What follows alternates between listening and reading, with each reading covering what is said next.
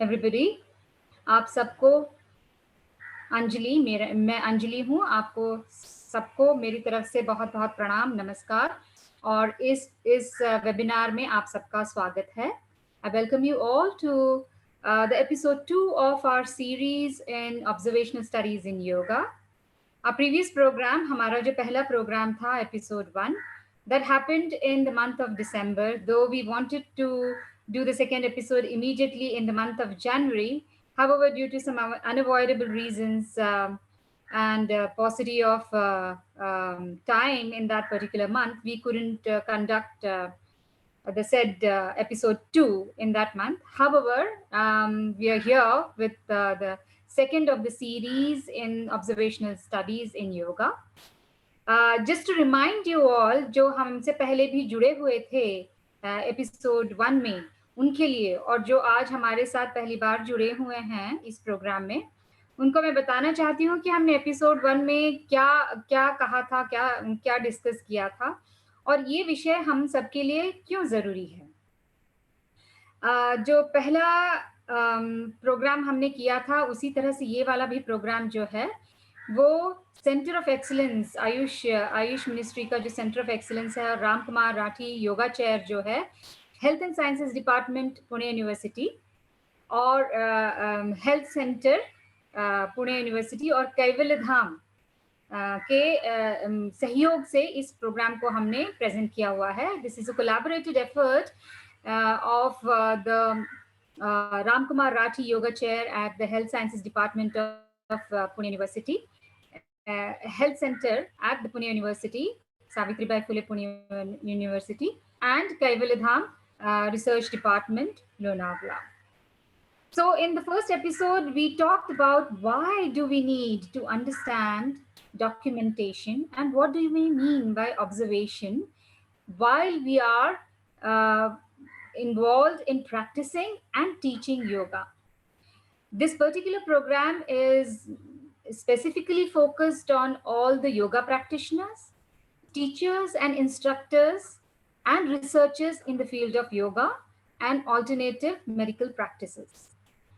Ayur Yoga is very well known and well connected and is very prevalent these days. So we also welcome few of our attendees who are from disciplines as naturopathy or Ayurveda and yoga. So in our first episode, we have understood the various methods of documentation, the need of documentation, yoga being an ancient practice. Why do we want to understand the meaning of observation, the meaning of research, and meaning of documentation? हमने ये भी discuss किया था पहले lecture में कि योग जो है वो हजारों साल पुराना है, तो फिर इसमें रिसर्च करने की या ऑब्जर्वेशन करने की क्या जरूरत है? What is the requirement to indulge in any research or observational studies? Because yoga is considered as old as humankind itself. So what is that we are mentioning here when we say documentation or observational studies? जो यहाँ पे लोग आए हुए हैं, जो खुद teachers हैं, रिसर्चर्स हैं, you may have had this experience that when people come to your class, they come to you saying कि हमें डायबिटीज की बीमारी है, या हमें हाइपरटेंशन की बीमारी है, हमें नींद ठीक से नहीं आती है, हमें फोकसिंग में इम्प्रूवमेंट करनी है, हमें डिप्रेशन है, एंजाइटी है। मोस्टली हमारे पास जो लोग आते हैं वो इस तरह के कंप्लेन्स लेके आते हैं, और उनकी अपेक्षा होती है कि योग करने के बाद उनकी वो जो पर्टिकुलर कंडीशन है उसका कुछ निदान निकले। आप सब जो टीचर्स हैं यहाँ पे, इंस्ट्रक्टर्स हैं और प्रैक्टिशनर्स हैं, फिर ये सोचने लगते हैं कि आप किस तरह का प्रोटोकॉल, किस तरह की मेथड बनाएंगे जिससे ये जो आपके पास लोग आए हैं योग सीखने के लिए आपसे, उनको जो उनकी कंडीशन है उससे कुछ आराम मिले। Considering that, you create a protocol. Patanjali योग सूत्र में अष्टांग योग की संकल्पना रखी गई है। यम नियम, आसन, प्राणायाम, प्रत्याहार, धारणा, ध्यान और समाधि। हम लोग कहते हैं कि हमने 1 घंटा योग किया, 2 घंटा योग किया, लेकिन मेरे गुरु डॉक्टर भालेकर पूछते हैं कि बाकी 23 और 22 घंटे आपने क्या किया? तो योग जो संकल्पना है, वो केवल व्यायाम करने की या सांसों का व्यायाम करने की केवल यही संकल्पना नहीं है। महर्षि पतंजलि कहते हैं, समाधि भावनार्थ च क्लेश तनुकरणार्थ। आजकल जितने भी हम स्टूडेंट्स आते हैं या योगा सीखने के लिए लोग आते हैं, उनको जो कंडीशंस होते हैं, they are mostly lifestyle related. ये लाइफस्टाइल रिलेटेड डिसीजेस क्या होती हैं? इसी का जो योगिक एस्पेक्ट पतंजलि जी ने बताया है, वो है क्लेश तनुकरणार्थ, क्लेश। All the non-communicable diseases are closely connected with the concept of stress. Having said that, today we have eminent personalities with us, Dr. Shashikant Dudgaonkar, Dr. Prasida Menon, and Dr. Girish Tillman. Each one of these people are very well experienced in the field of research, in the field of medicine, and in the field of yoga. First and foremost, I invite Dr. Shashikant Dudgaonkar. Dr. Shashikant Dudgaonkar is a general medical practitioner. He's a physician. He's the in charge and medical officer at Savitribai Phule Pune University. He has been in the medical practice for more than 25 years and has a wide knowledge about various kind of diseases. He is an ardent fitness follower and practitioner himself. He believes in the concept of yoga and he practices it ardently, and he facilitates by running yoga sessions, facilitating yoga sessions at the health center. I invite Dr. Dudgaonkar now to speak about observational studies in yoga. Dr. Dudgaonkar. Thanks a lot, ma'am, for the kind introduction. And hello, everybody. You must have seen in the last session about why observations are required. Still like to repeat it. Yoga being an ancient science, as ancient as humans, we still have to validate it according to modern methods so that people have strengthened belief in it. And why do we have to do this? Is because since ages in ancient times, most of the science that was practiced was observational. Somebody observed that if you do this, this will happen. It was his own individual experience, his or her individual experience. Like eating some plants was good for health, eating some plants were poisonous. These were all observations. These were never tested. And these were passed down generations as traditions. Yoga similarly has been passed down generations of Indians as traditions. It has been a very good tradition and it has held on its own even during the modern life, even during the last 200 years, in spite of development of modern medicine, in spite of development of science, in spite of development in a lot other fields of life like technology and science. So why do we still need to do this? Is because we have to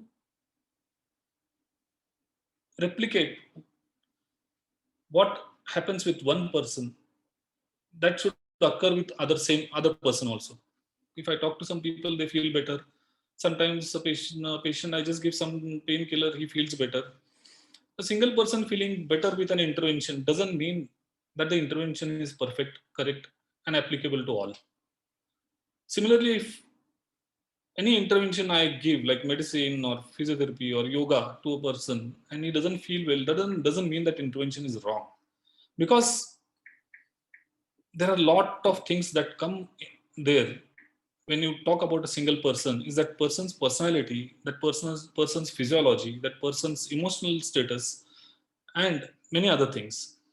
Hence, we have to test yoga, validate it, and publish the results to wider population so that we will get a very good response. Now coming to my presentation, I would just like to share my screen.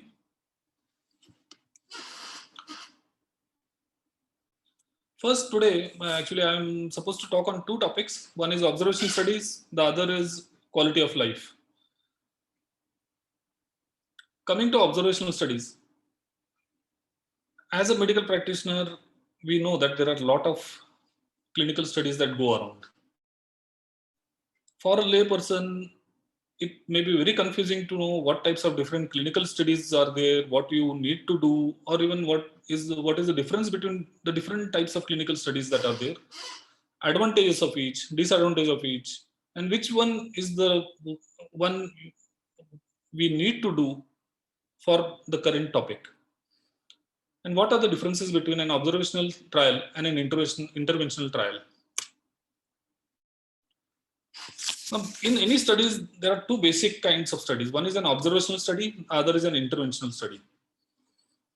In an observational study, an investigator assesses health of a group of patients as per the protocol. Interventions in form of drugs, devices, or procedures as the routine medical care. But participants are not assigned to interventions by assigned to different groups by the investigator. For example, investigators observe a group of older adults to learn more about different lifestyles on cardiac health. The sum of this is, in an observational study, investigator just observes. He does not give any medicine or any yoga or any intervention to the group at all. Nothing at all.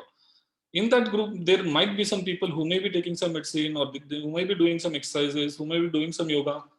Let them continue with the exercises. But as an investigator, you are not going to assign them any exercise, but you are just going to observe them for certain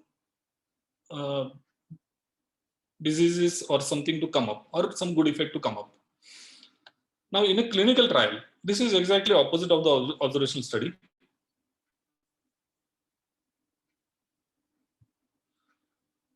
Here, the participants receive specific interventions. The interventions can be in the form of medicines, they can be in the form of devices, procedures, or changes to the lifestyle, including diet, exercise, or yoga. And there are groups created, and some groups receive the intervention, some groups don't receive the interventions. These groups are studied over time, and the results are finally collected, analyzed, and then the results, we see the results whether this intervention is useful or not.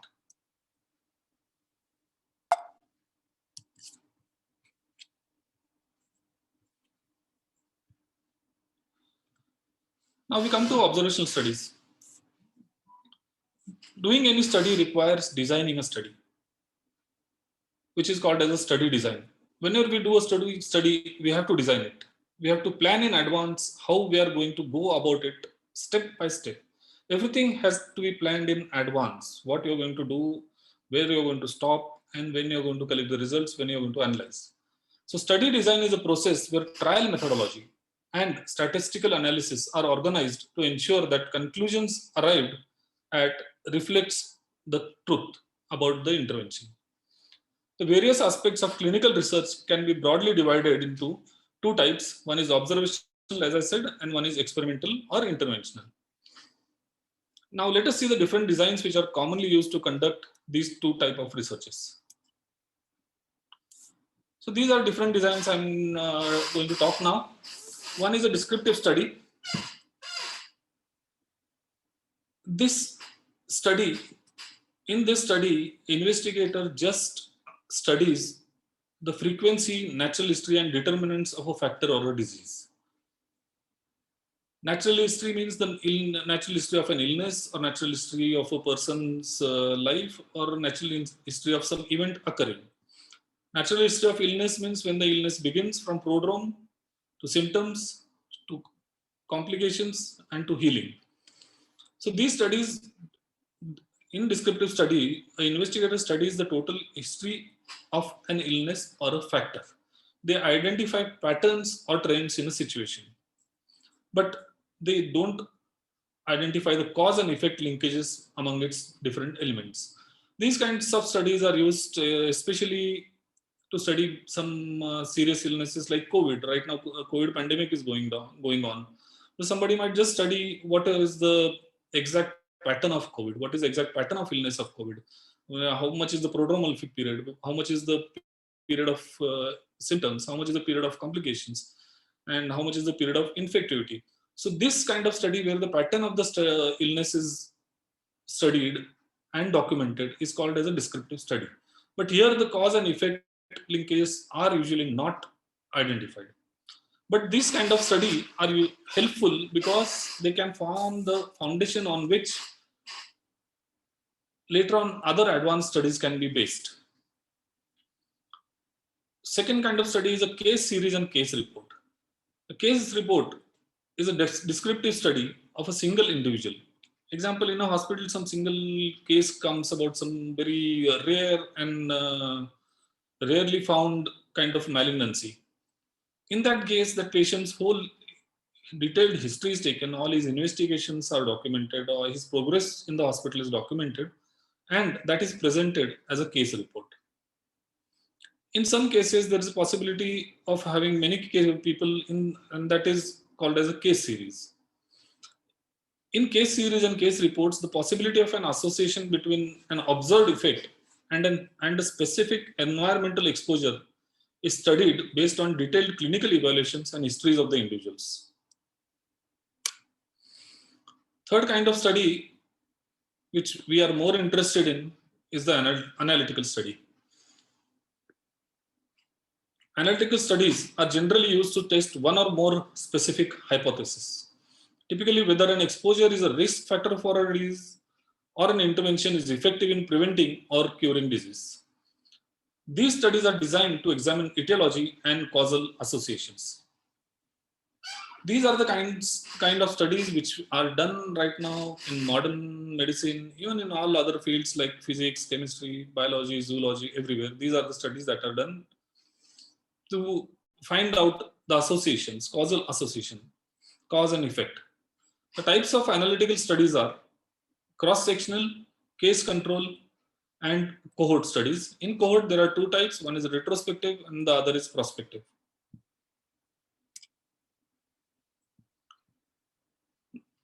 So we come to cross-sectional studies. Cross-sectional study is also known as a prevalence study because in this study, all the data is collected at one point of time, one given point of time. Example, in a pandemic, right now we are going through a pandemic. So just collect data of how many patients are there in this town, how many are serious, how many are not serious, how many of that are males, females, and how many are belong to different age groups. And this is done only at a specific short time, that is maybe 1 month, 1 week, or few days. So cross-sectional studies are observational in nature and not usually causal or relational. It can be used to describe characteristics that exist in a community, but not to determine cause and effect. This method is often used to make inferences about possible relationships or gather preliminary data to support further research and experimentation. Again, I'm giving the example of pandemic. If we do a prevalence study in the pandemic, we'll find out that lot many older people are getting affected, lot many people with comorbidities are getting affected, and they are becoming more serious and they are requiring admission. So this is the kind of result we will get from a cross-sectional study, that certain people are more vulnerable to the causative agent. Other examples of a cross-sectional study will be medical study examining the prevalence of cancer or diabetes among a defined population. Researcher can evaluate people of different ages, ethnicities, geographical locations, and social backgrounds. We come to case control studies. In studies using this particular design, patient already having a certain condition are compared with patients not having that condition. Example, a diabetic patient with hospitalization are compared with diabetic patients without hospitalization. So get it again, I'll say it again. In this case control studies, patients having certain conditions are compared with patients who don't have that condition. Example, diabetic patients with hospitalization are compared with diabetic patients without hospitalization. The researcher goes through the past records of these subjects to find out whether development of the condition only in one group of patients is due to presence of some factor.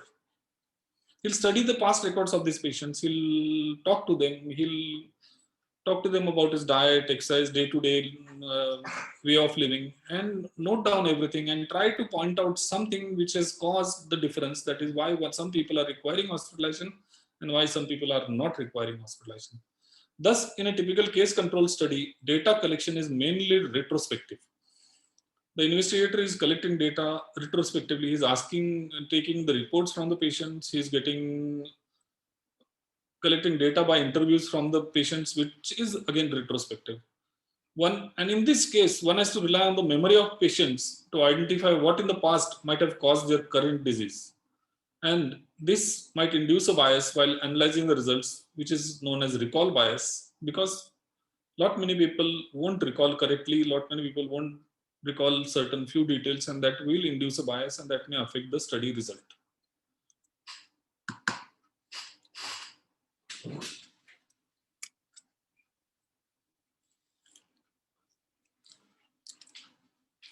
Now we come to cohort studies. Cohort studies or longitudinal studies.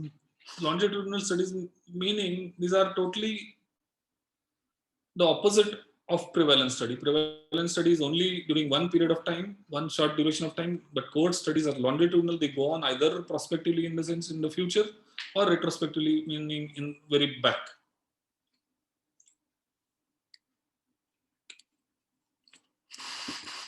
A cohort study begins with a group of subjects with some causative factor. Example we can take is lack of regular exercise, but free of the condition of interest, that is heart disease. So what is the causative factor here is lack of exercise, and what we are looking at is what lack of exercise does to the heart. Now all the subjects are followed up and observed for occurrence of the condition of interest. Occurrence of the condition of interest means occurrence of the heart disease. In contrast to the case control study, a cohort study is usually prospective. There can be many retrospective studies also, but it is most usually prospective. So here the start of the study is by identifying people with some causative factor. End of the study is when the condition of interest has taken place.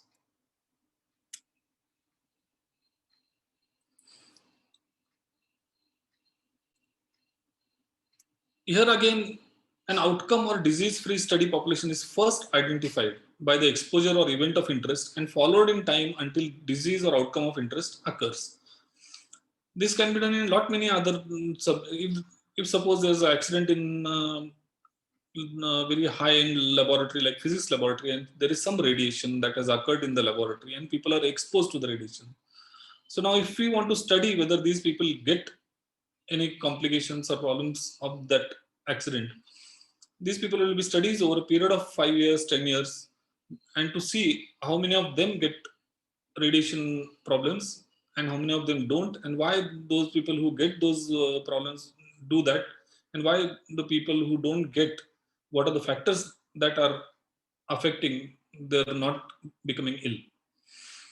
Now, because exposure is identified before the outcome, cohort studies have a temporal framework to assess causality and thus have the potential to provide the strongest scientific evidence. Meaning, in this, exposure is identified in the beginning, that is lack of exercise or radiation hazard or eating a lot of junk food. This exposure is identified before the outcome. Outcome is that cardiac illness or radiation sickness has not occurred. So exposure is identified beforehand, and these people are studied over time, temporally in a limited time-bound period, to find out whether they suffer the problems of their exposure. That's why these studies provide the strongest scientific evidence. Now, in prospective cohort studies, these are carried out from present time into the future. Because prospective studies are designed with specific data collection methods, it has the advantage of being tailored to collect specific exposure data and are more complete. Because it is a prospective study, you have got ample time to plan and design the study, and you can define what your parameters are, you can define what your data collection methods are very strictly, very stringently, and going into minute details. And that's why these studies are very well tailored to collect specific data, and they are very complete. The disadvantage of a prospective cohort study is a very long follow-up period, because you may have to do this study for 1 year, 5 years, 10 years. There are some prospective studies going on for almost 20 years. So that is the big disadvantage, because you have to wait for the event or disease to occur for a very long time. That's why this design is inefficient for investigating diseases with long latency periods. If the latency period is 30 years and 40 years, it's very difficult to go on with this study, because it's very difficult to be in touch, be in connect for everybody. And plus, these studies are vulnerable to a very high loss to follow-up rate. Now, retrospective cohort studies, they are carried out at present time, in the present, and look to the past to examine medical events or outcomes.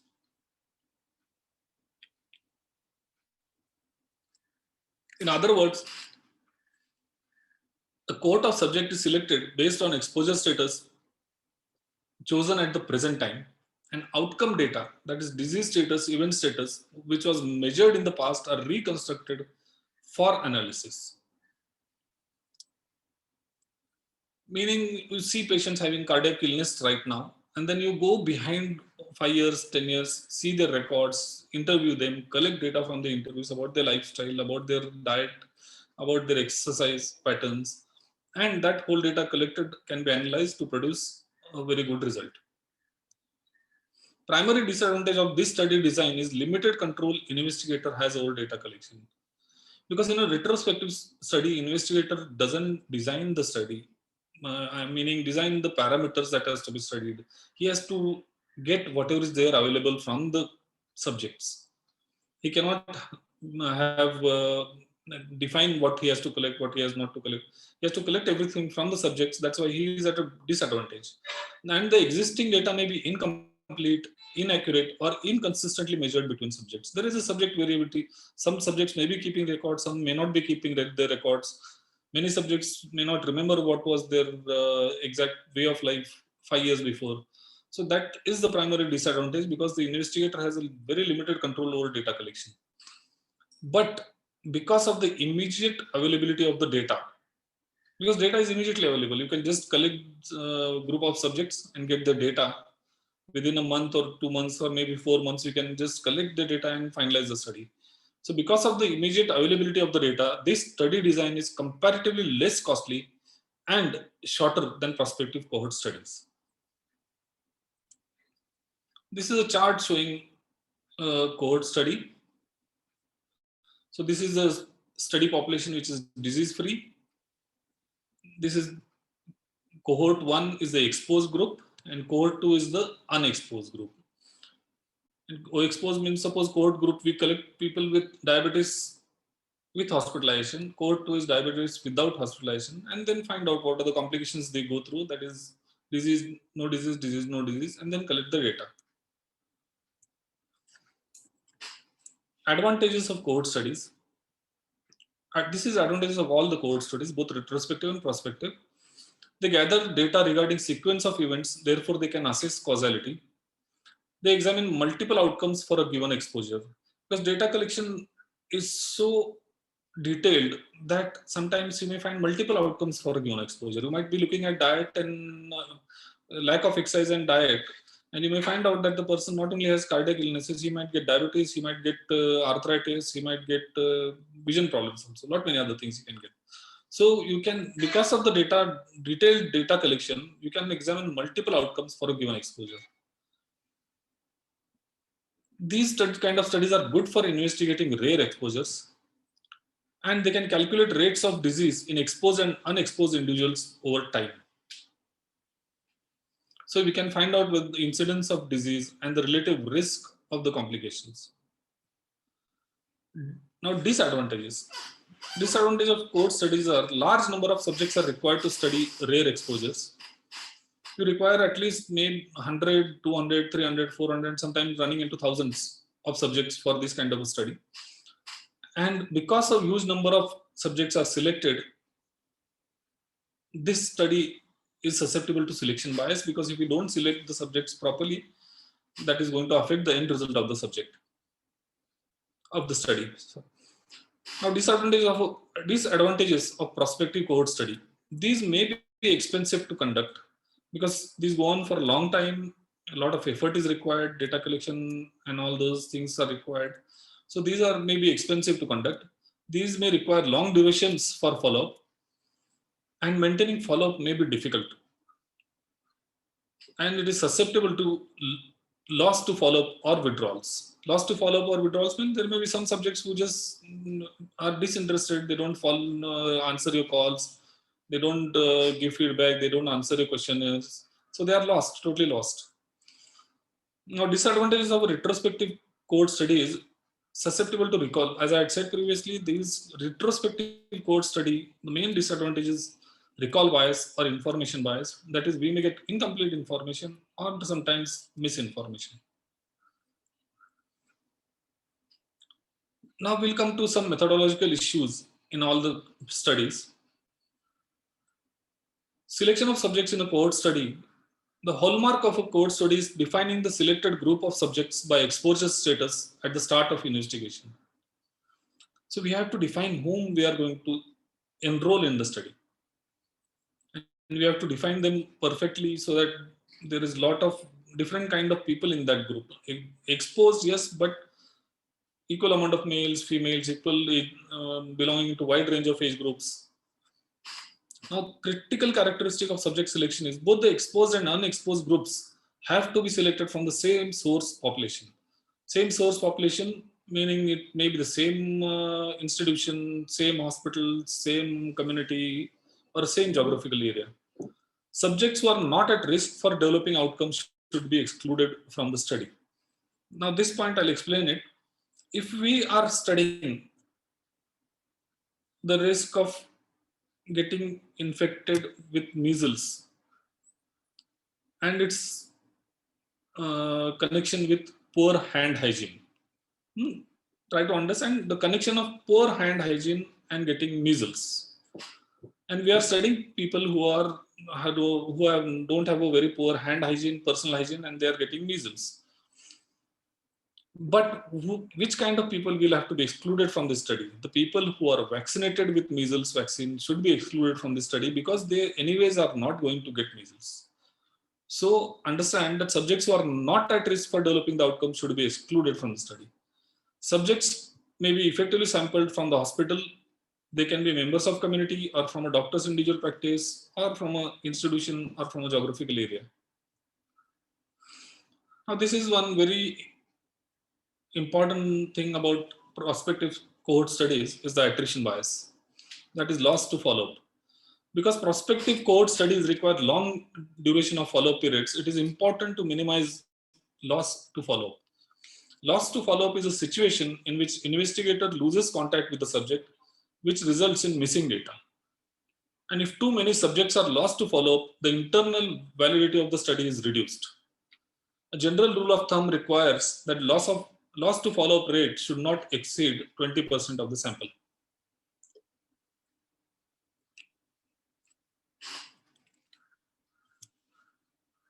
So what are the methods to minimize loss to follow-up? During enrollment, exclude subjects which are likely to be lost. Like some subjects who are planning to move or who may get transferred or who may get a different job somewhere else. And subjects who are non-committal, who are not very strongly committing to the study. And also obtain information to allow future tracking. Collect the subject's contact information, mailing addresses, telephone numbers, mobile numbers, and email addresses, so that you don't lose these subjects during your study. During follow-up, how to prevent loss is by maintaining periodic contact by telephone. One may require to call during weekends and evenings. You may call almost every week in the evenings or on Saturdays or Sundays just to be in touch. Maybe for questionnaire or in collecting data, but just to be in touch, to keep on calling them. And sometimes you can give, if it's possible, you can give token gifts with a study logo to them, these people, so which makes them more involved in this study. So this is about observational studies. Anybody has any questions? We have one question here specific to clinical and observational studies, but I'm not very sure what this question is all about. It says, "Respected sir, what differences are found as per scriptural studies on clinical and observational studies? From the time of writing of the scriptures, do you feel the documented reports have more disease than the scriptural studies?" So I'm not very sure what the person is trying to ask. The concerned person is Vikram Singh Tomar. See, scriptural studies, scriptural writings have been done a very long time back, and most of the writings have been done by people who got the information which has been handed over to them over generations, over traditions. So they are correct in a broader context, but minor errors creep in. And as I said, these are all observations. These are all observations. But right now, when we do a scientific study, we are going according to the modern science because we need to prove to the skeptical people among the population that what yoga is and what yoga isn't. And that can be done only by doing a proper scientific study, that is proper clinical studies or observational studies. I think that would answer the question. May I add to this? Yeah. Sure. Sure, ma'am, sure. All right. So, Tomarji, the scope of yoga in scripture was not basically for just physical well-being. As I mentioned at the very outset, the scope of yoga was actually the ultimate realization where you're beyond any suffering. However, the practices, the Ashtanga Yoga, for example, the practices resulted in Klesha Tanukaran, which manifested in physical, mental, and emotional well being. Certain observations, for instance, made in Hatha Pradipika or Gheranda Samhita, in the sense of effects of pranayam or effects of Shuddhi Kriyas, are in a way ancillary benefits observed by people over thousands of years, saying if you do these kind of methods, it is likely to result in this kind of effect on your body specifically. But the entire premise of yoga was not specific to only body well-being or psychosomatic well-being. Having said that, from the modern parlance, yes, if you follow the methodologies that Dr. Dudgaonkar has explained here, many points that have been established in our ancient scriptures can again be studied in details and proven to be very effective.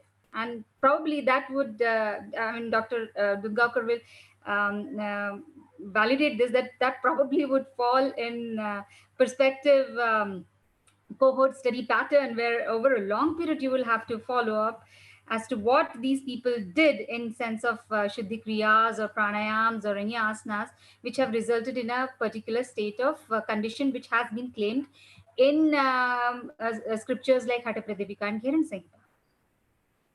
I would like to give another perspective to this. Is yoga through ages, and even in this during modern times, is spread around through person-to-person contact. Rather, I would say, is one person feels nice with the yoga, he collects people, he tells his family, friends, you do this, and that's how yoga has been spreading in the current year. But we should not be happy and content with that. We should try to get a bigger what yoga is, and it should have a bigger space in modern medicine, modern science, and modern way of life. And that can be done only if we research whatever was written in scriptures and present it according to the modern methodology, because that gains that it will gain wide kind of approval everywhere. And plus, right now there is no much institutional interaction sort of between different institutes and yoga. I mean, I would be very happy if yoga is introduced in modern medicine as a total different kind of a subject, which will be useful to all the students as well as for the patients. But that can happen only when whatever is our ancient knowledge is again studied, because research is a continuing process. Without research, we cannot improve. We cannot sit on our laurels and be happy. Yes, that was done before, and that has been validated. I am happy within it, and I am accepting it wholeheartedly. No, we have to continuously research it, continuously fine tune it, because I'm seeing people who are fine tuning yoga, people who are doing teaching yoga over 10 years, 20 years, they are keeping on fine tuning the subject. And this has to have some institutional, academic, and research structure and that will give it a very good validity. And once you do research on yoga and throughout the world. Thank you.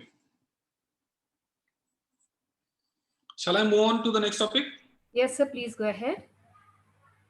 Now we come to the most important topic, that is quality of life. Quality of life, when I was told to speak, I was myself was confused.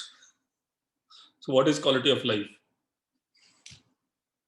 It has different connotations, different meanings. For different individuals, it means different things. If I ask this same question to the people listening to this, everybody will give a different answer to this question, quality of life. It's a very difficult term to describe actually, because it is extremely wide, and it encompasses almost all the parts of our life, right from birth to death, from health to finance.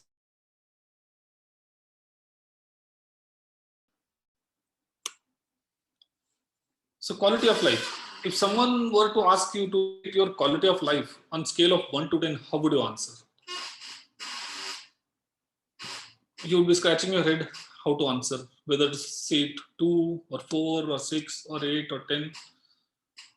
If your day started in a very great way, many good things happen to you, maybe you will say 8. If your day started in a very bad way, a lot of mishaps or something bad happened, then you will rate it as 2. So there are a lot of variations when the question is asked also, not only how the person is, but also when the question of how will you rate your quality of life is asked, at what time. More importantly, what aspects of your life are you considering as you are selecting your rating? And if you are unsure, you are not alone. There are many scholarly schools of thought regarding assessment of a person's quality of life.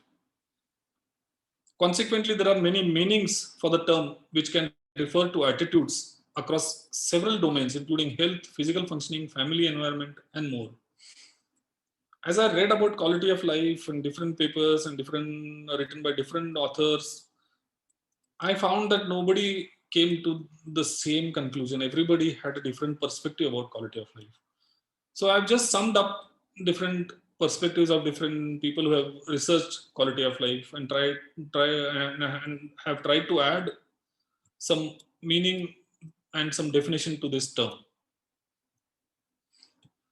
What is quality of life? There is a substantial debate in the literature about what is meant by the term quality of life. And there are several factors both in research and practice that drive this ambiguity. First, researchers often cannot define what they mean when they refer to the term quality of life.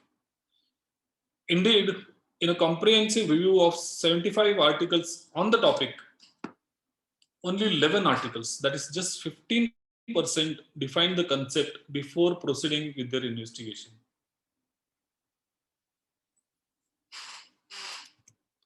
The second issue is that people will vary regarding what they deem important for a quality of life.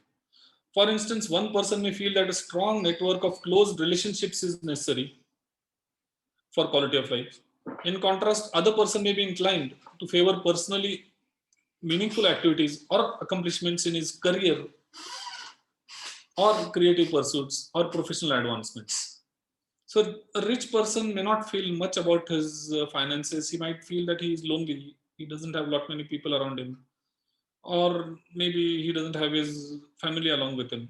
So he'll give more weightage to that part rather than finances. So a person who is not well-to-do or poor, but has a huge family with him, he won't give more weightage to his family and personal life, but he'll give more weightage to his financial aspects. Finally, there is an overlap between notions of quality of life and life satisfactions.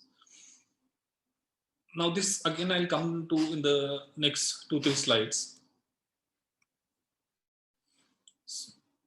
So these are the few domains of quality of life.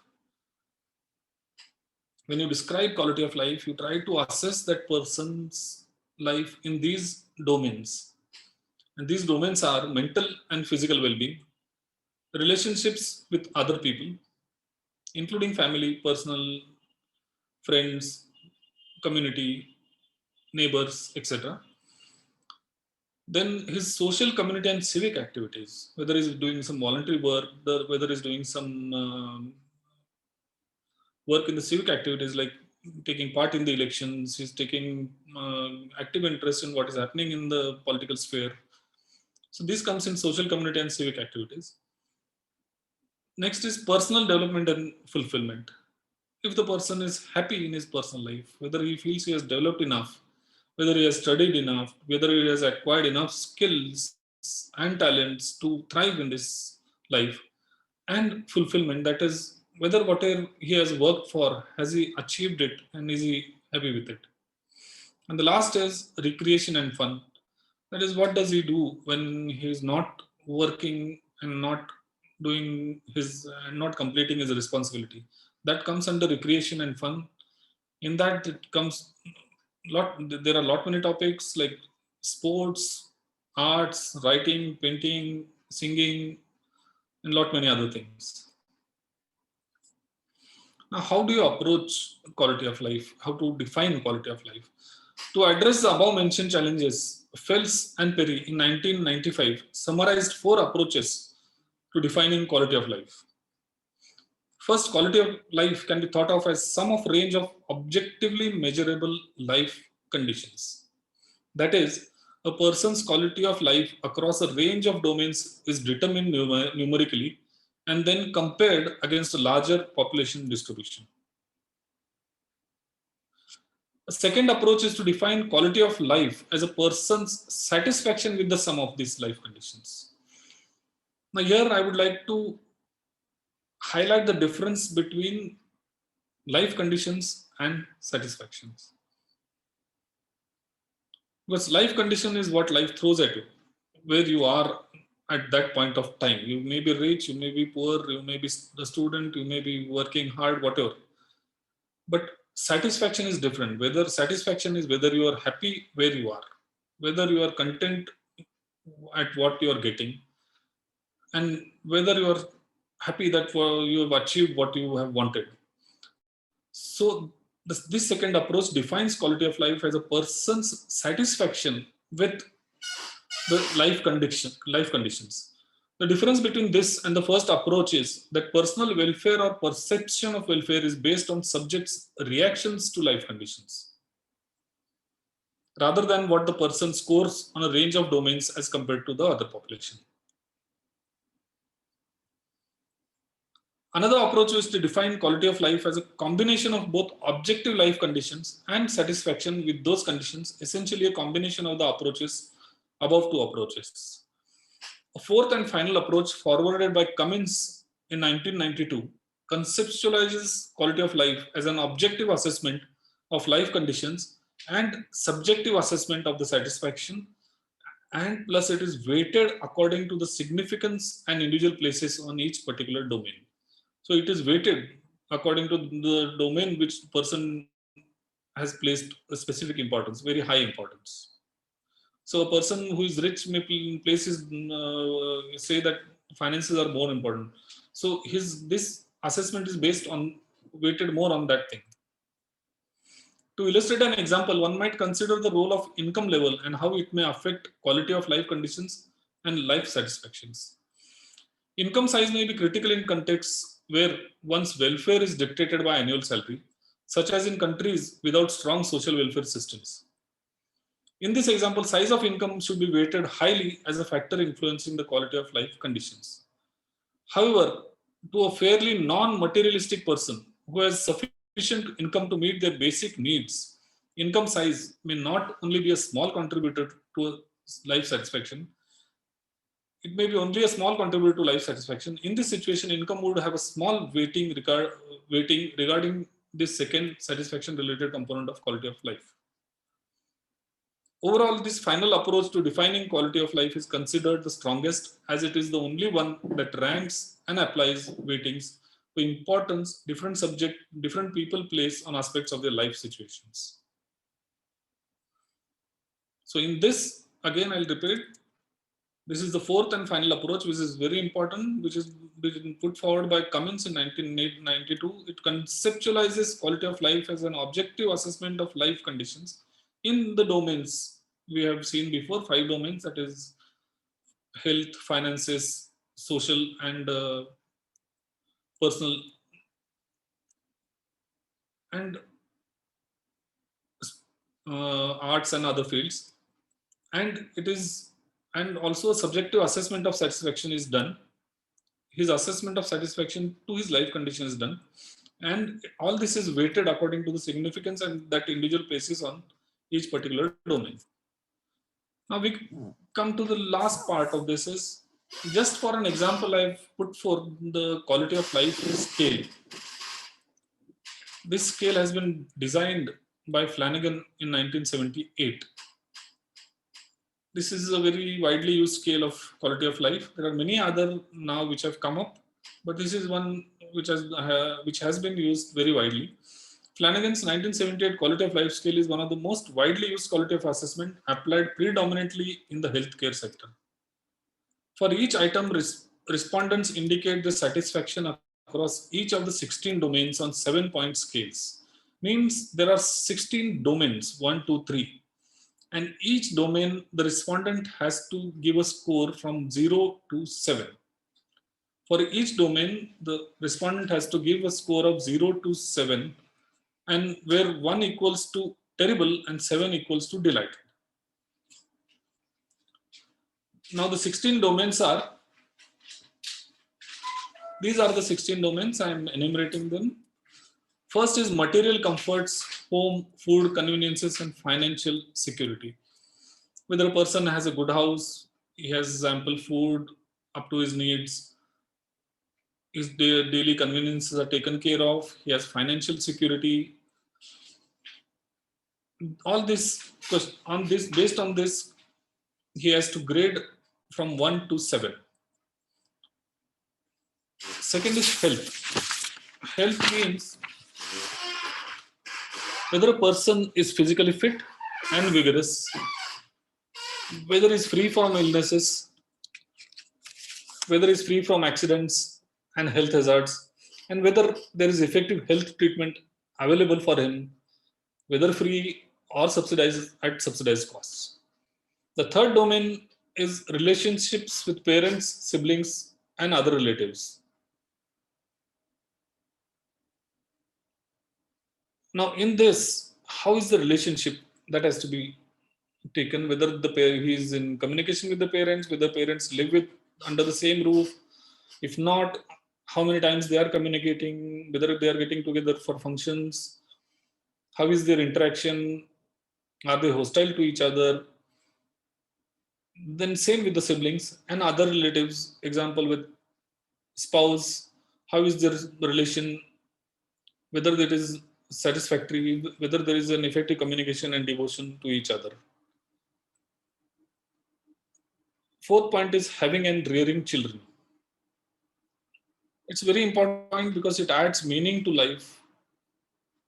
So having and rearing children, this is again scored from 1 to 7. Here, the important aspects I'm just explaining in detail is, has the person become a parent? Has he watched his children grow up and develop?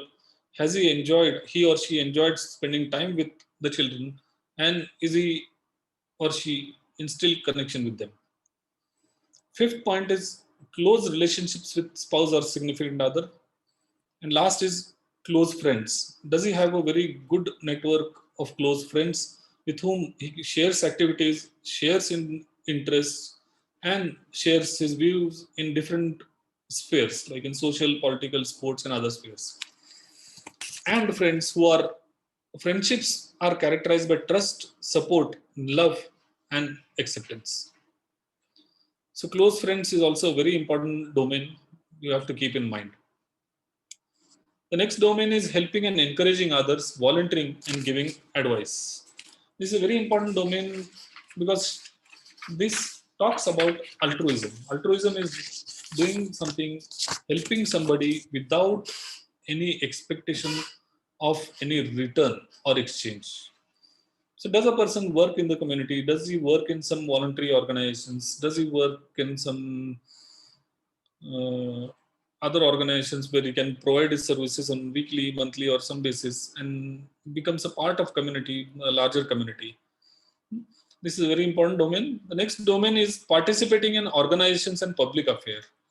In this, whether the person is informed about whatever is happening in the society, whatever is happening in the community, whatever is happening in his neighborhood, in his own society where he's staying, and also on a wider scale, if he is well informed about whatever is happening in his country, and whether he is informed through media, does he have political, social, and religious freedoms? The next aspect is learning. Is the person happy with whatever learning he has received? Did he attend school? Did he improve his own understanding? Did he get any additional language? Did he add skills to himself which have been proved useful in further life? The next domain is understanding yourself, know your assets and limitations, know what life is about. This domain mainly, or rather, speaks about maturity. It speaks about wisdom. Is the person in balance with himself and his surroundings? Does he know what his strengths are, what his weaknesses are, and is he playing to his strengths, or he or she is just crying about his weaknesses? So maturity is playing according to your strengths, trying to improve your weaknesses, but making most of what you have. So whether the person knows himself, knows his assets, knows its everything, and is content with it, and is continuously trying to improve on it. So this is maturity or wisdom. The next is work. Whether he is happy at work, whether the work he is doing is matches with what he has studied and the skills that he have, whether he is appreciated at home, at the workplace, whether he is appreciated for his working hard. So this appreciation and feeling of satisfaction and doing what a person loves or doing what he knows well comes in this domain. The next domain is passive and observational recreational activities. Passive and observational recreational activities means people in India especially are more of passive and observational recreational people because they watch cricket quite a lot. Hardly few play. So what is the passive and observational recreational activities? Whether a person watches sports activities, whether he watches movies, what he loves. He loves watching cricket, he must watch cricket. He loves watching movies, he should watch movies. If he loves watching or listening to songs, he should do that. So whether he is doing that and whatever is his score on that is documented. Next is active and participatory recreational activities. Here the person may take part in sports or in recreational activities such as singing, dancing, art, writing, painting, and lot many other activities. Whether he can do that and spend time for these activities, that is again scored from 1 to 7. Expressing yourself creatively again comes into the same thing, that is whether the person can express himself through art, literature, painting, and all other things. Next domain is socializing, a very important domain. Is the person able to meet other people? Is the person able to do things with other people like parties, functions, hiking, trekking, going for long drives, and lot many other things? So based on whether a person can do that or doesn't do that, he will score it from 1 to 7. Next domain is reading, listening to music, or observing environment. Next domain is participating in active recreation. And last is independence, that is doing for yourself. Whether you are free to do whatever you can do, or you have to depend on other people. If you are wheelchair bound, you are dependent on other people. If you are have some medical issue, you are dependent on other people. So independence is very important. And that's all from my side. Thanks a lot. Any questions? Dr. Dudgaonkar, that was a very informative session. Can we stop the screen share so that we have the entire screen with us? Okay, so अगर आप लोगों को कुछ प्रश्न पूछने हों, if you have any questions, please feel free to ask questions to Dr. Dudgaonkar related to his presentation that he has given to us on observational studies, various methods, and quality of life. If we are holding on to the questions till later, till the end of the session, then we could probably look at the second part of our session, which is Dr. Prasida Menon couldn't be here with us today because of some family commitment, but she has shared a video with us, and I am going to play that video right now. The video is about the DAS-21 scale, that is depression measurement, how to analyze depression. So that is the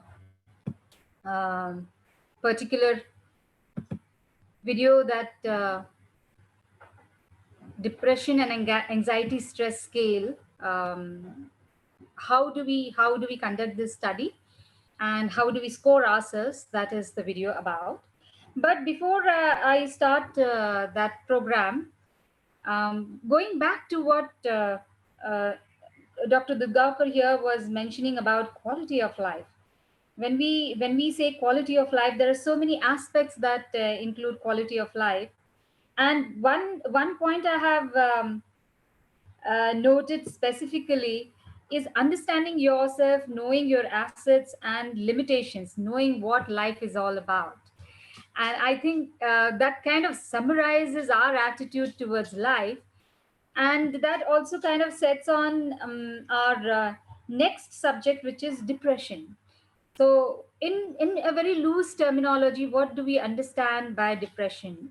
Depression could be probably said a constant feeling of sadness, a lot of negativity, low self-esteem, not all these conditions that exist over a long period of time and do not allow you to live your life as you should have normally lived, not allowing you to conduct yourself normally, and even going to certain extremes. Of course, there are various levels of depression, but in extreme cases where you have very low self-esteem and inability to deal with your circumstances, you also you also are ready to take very extreme measures to deal with that.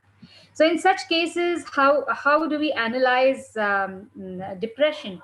One word of caution here: self-analysis cannot be considered as a foolproof method of understanding whether you or your subject or people who are coming to your class are actually undergoing depression. Depression analysis or depression should be understood in its completeness through proper consultation with trained psychologists and psychiatrists. But this is an indicative thing which actually talks about quality of life also. And if while Dr. Dudgaonkar was giving his presentation, I was thinking about Sankhya philosophy, which opens with this thought process of there are three kinds of suffering a human being goes through, and that is adhyatmic, adhi bhautik, and adhi daivik. And most of the quality of life aspects that Dr. Dudgaonkar explained here belong to the adhyatmic aspect of it, how we deal with life and how we respond to the situations that are not in our control. What we can decide is how we react to that. Having said that, let me please allow me to share my screen and play this particular DAS 21 test that we are now going to understand. I hope all of you are able to see my screen.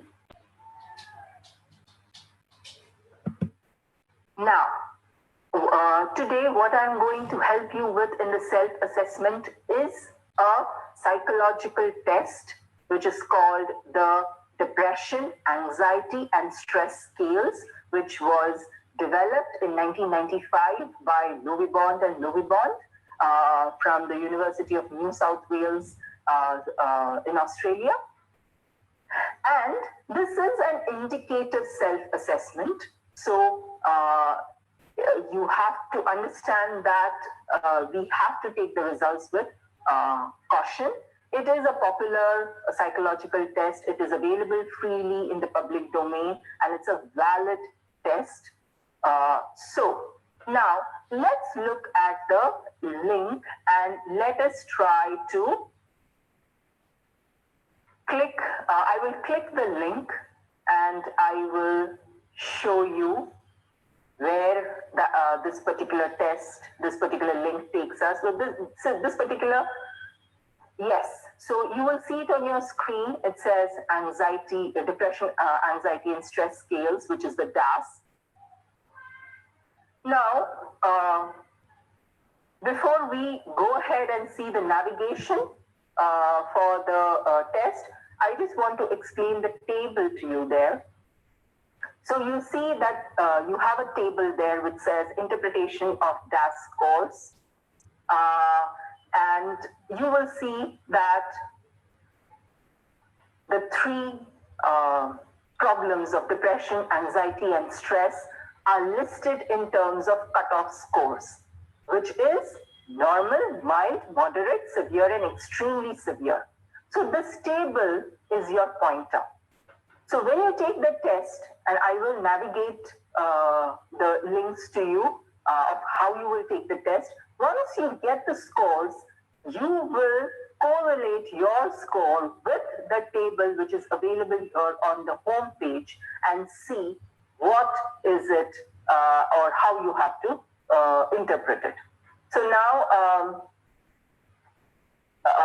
you will see a portion just below the table saying run the demo. Now this is on the home page, and what is there on the home page is the 42 item test. So this particular DAS has two versions. One is the 42 item test and one is the 21 item test.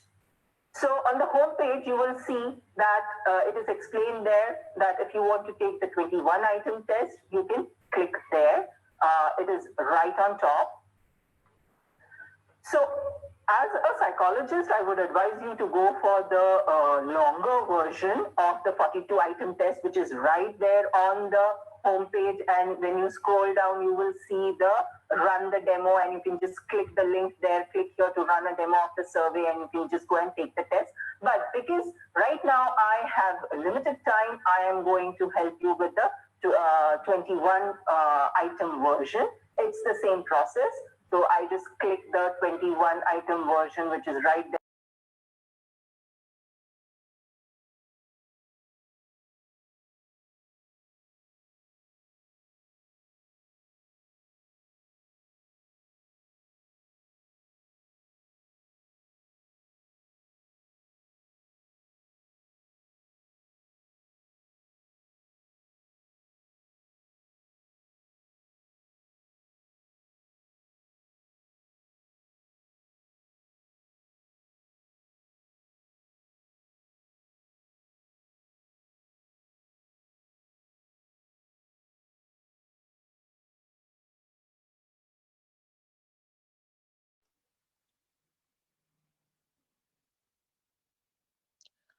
Anjali ma'am, can you just unmute your audio? We are unable to hear.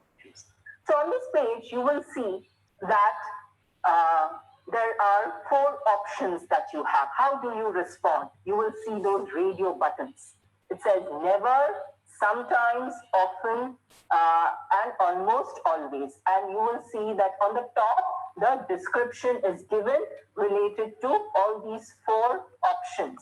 Never means it did not apply to me at all. Right on top, it is there. And then sometimes, often, and almost always. Now, some things that you need to take into consideration while taking this test. Normally, this is done under the supervision of a psychologist, but in these times, we need a self-assessment which is indicative. So I am just going to give you pointers on what are the things that you should remember. First thing, you have to be honest with yourself. Very important. Otherwise, this test is not going to give you valid responses. Second, there are no right or wrong answers. It is just the test is trying to indicate your condition related to stress, anxiety, and depression. Do not spend too much of time on any statement because that will just confuse you. And then what you have to remember is these items that you will respond to is something that you will consider about in the past week. What happened to you? How have you been feeling? So you just go ahead and take the test, and I would request the media person to just keep clicking the radio buttons there of never, so that we can just show our viewers that I'm just going to click never. This is a random clicking there, so that I can just display what appears after that. And like I said, this is 22 version, 21 version item. So this is the shorter test. Please go ahead and take the longer test. That will give you a valid, much more valid response. If you are short of time, then fine. Go ahead and take the 21 item version. And then once all the radio buttons there have been clicked, I'm just for convenience, I'm just doing never, never, never. And you will see that once I click this button to continue, you will see the score there.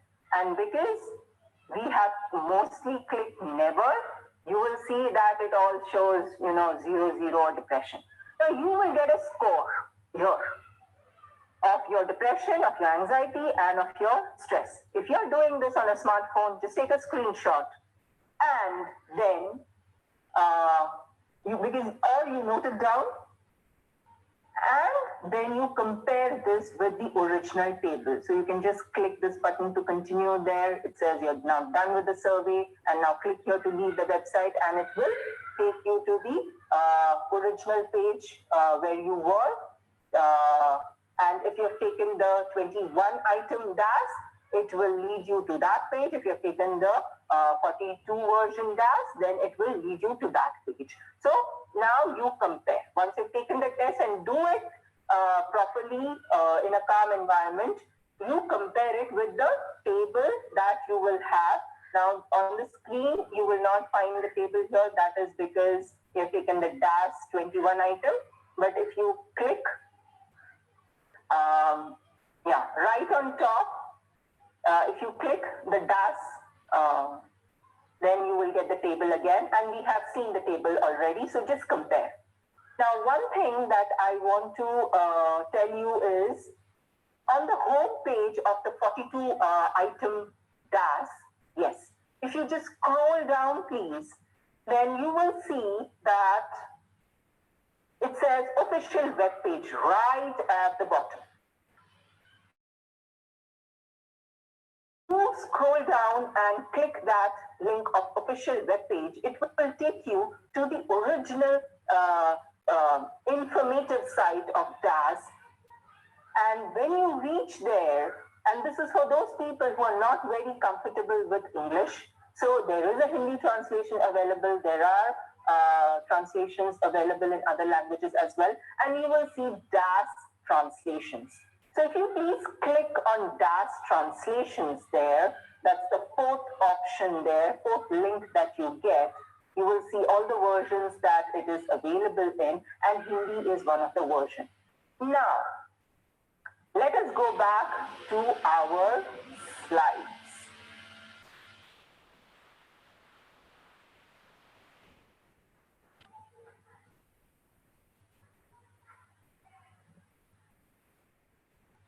Yes. So we have our slides there, and please go to the next point there, and I would like to, so the DAS in Hindi you will have to download, and it is not computerized, you will have to do it manually, or else the items are the same, so you can just, you can just see the translation in Hindi and click the English version, and you can just get your score. That is also fine. Let's have the next slide, please, and we will see some of the things that we have to remember here related to the limitations of DAS. So the DAS scores are indicated. Now, if you do have a high score when you administer this or do the self-assessment one time, and if you have a high score, then I would say repeat it after a period of 7 days. So the next time you repeat it after 7 days, if you happen to have high scores again with honest responding, then I would say, that means when you compare it with the table, then I would say that you can sense that there is a problem and you really need help. So please approach a certified mental health professional, talk to people whom you're comfortable with, and go ahead and take the next steps, because this particular DAS is a very valid tool for diagnostics and clinical assessment only in the hands of the clinician, not in your hands. For you, it is just a matter of getting to know yourself well. So that is the limitation as well of DAS, and that you have to know about. And before we end, I do want to tell you that there are a lot of helplines that have been created, especially during these COVID-19 times, where you can seek help. People from Maharashtra, you can call the TIS helpline, which is called iCall. They have a chat-based counseling service, which is on the app. They have an email-based counseling service. Of course, telephone is available. You can go to their Twitter and Facebook pages of iCall helpline, which is that of Tata Institute of Social Sciences in Mumbai. Also, Mumbai University has started its helpline number, and you can approach that. Many of you students will belong to Mumbai University, but that's specific to COVID-19, but related to mental health. There is a 24/7 helpline called Empower, based out of Mumbai, which is again dealing with mental health. There are a lot of resources. Just go ahead and search. Just type in Google mental health helpline numbers. And especially in these COVID times, you have a lot of them focusing mainly on mental health. So please, I would request you, if you have a problem, just go ahead and seek help. Well, that was the video that Dr. Prasida wished to share with you all. As mentioned in the video, the caution is that this test has to be taken in consultation with a psychologist. And especially if you're taking it from another person, please involve a psychologist in this. And this can easily be used as a tool for you to understand if you have a person who is under depression and he's your student, he's joined your class for a problem of anxiety or depression. This can be a very useful tool for you to understand if that person has made any progress. Of course, as mentioned by Dr. Prasida, there will be a few limitations where you may see some variability in the test. However, under guidance of a trained psychologist, this can be considered as a valid indication of depression or the level of depression. So we have come to the end of the panel sessions. I would like to take the question answers now. However, I would like to invite Dr. Girish Tulu to conclude as to about these two sessions that we had today, and kind of summarize on how we can benefit from today's lecture. May I invite Dr. Girish Tillu? Dr. Girish, are you there in this meeting? Yes. Okay. Thank you very much for this very interesting session. Thank you, Dudgaonkar sir and Dr. Prasida for this overview of quality of life. We have also shared some links about a few quality of life scales. And all these scales, they really help us measure the status of our health, right? We cannot measure health. We cannot say that we can measure hemoglobin, we can measure WBCs or our weight or several variables, but quality of life or health, these are very complex measures. We have to measure several dimensions of that particular concept. And hence, once we are able to measure, then we can able to demonstrate effects of yoga, what we practice or what we preach in our class. And hence, I request just to assess yourselves this quality of life scales. Maybe WHO has many scales, but frequently used are two: the WHO 100 and WHO BREF, that is 26 question scale, as Dr. Prasida also suggested. DAS and then SF36. There are many such scale. I have shared a link of physiopedia.com quality of life, and that has several such scale. They have a special focus on several components. Once we evaluate ourselves, then we understand the limitations and strengths of respective scales. We started this discussion on 19th December last year, and the whole idea was how we can improve our yoga class, how we can include several, say, measurements in our class, because as the definition of yoga goes, yoga karma sukhaushalam. We are doing the same thing. We are documenting patient status. We are documenting what are the benefits which our people are reporting, but how precisely we can communicate all those benefits. And hence in that series, this was a second talk, and Dr. Dudgaonkar beautifully and comprehensively discussed what are several study designs available that we can practice in our class. I remember a verse from Sant Namadev. He talked about Jnaneshwari. He said, Namamane Grantha Sreshtha Jnaneshwari Ekatari Ovi Anubhavavi. A verse is a matter, is a topic.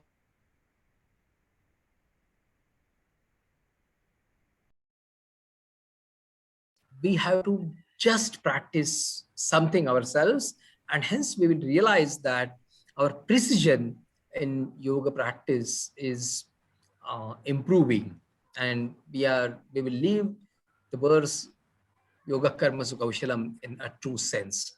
With these words, I thank you, Anjali ma'am, and my team at Ayush Center of Excellence, Dr. Pradnya, Dr. Kalyani Kumare, and others for this wonderful session. Over to you, Anjali ma'am. Thank you. Viewers, thank you for joining us. We are almost running out of time. We just have 3 minutes to close this session. So unfortunately, we can't take all your questions. I have, our team has received some questions on WhatsApp, which I'll share with our experts here and probably get back to you individually on each of these questions. And we might in the next session actually start by publishing those questions in chat box. So please हमारे साथ बने रहिए. आपके बहुत सारे प्रश्न हैं जो हम इस समय नहीं ले पा रहे हैं, लेकिन हमारा ये आपसे वादा है कि हम डेफिनेटली आपके प्रश्नों का उत्तर देंगे. केवल एक प्रश्न मैं यहाँ पे डॉक्टर दुर्गावकर से पूछना चाहूंगी, शायद डॉक्टर गिरीश भी इस प्रश्न का उत्तर दे पाएं. यहाँ पे प्रश्न पूछा गया है कि कोविड-19 quality of life scale questionnaire है क्या, और अगर है तो where can we find it? Is post COVID-19 quality of life scale questionnaire available, and if it is available freely, Can you please help us or direct us towards that particular site where we can actually take a online test? So, sir, can you just help us with this information? I don't know. Maybe Dr. Tillu must be knowing it. Okay, so what we will do, viewers, is we will find a little bit more about this and get back to you. Probably put it on the group that from where you have got this link. We will kind of publish it on that group, and so that you all can benefit from it. Before we close the session, I would like to thank Dr. Dudgaonkar, Dr. Prasida Menon, and Dr. Girish Tullu for sparing the valuable time and joining with us and coming up with such great information for us. Please be stand by for our episode number 3, which will happen subsequently. And from here on, we will be looking at yoga as a therapy. And specific to conditions, we will start discussing with experts. We will bring in experts who have already run research and what methodologies they have used, what has their experience been. They'll be here to guide us on that, and I think that will be a very, very valuable information. In first 2 episodes, we have kind of set up a groundwork, introducing what studies mean, what we should do about it, how we should go about it. And now our next episode would definitely start taking conditions or disease-wise, therapy-wise studies for your benefit. So may I request all of us to kind of sit upright, and then we can do our Shanti part. Request all of you to sit upright. Take a deep breath. Exhale and relax yourself completely.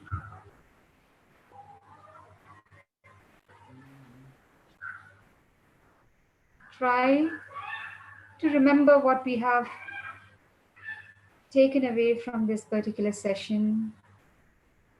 Soak it up completely. Focus on your breathing. Please put your hands together in Namaskar. Take a deep breath and let's recite the Shanti part together. Om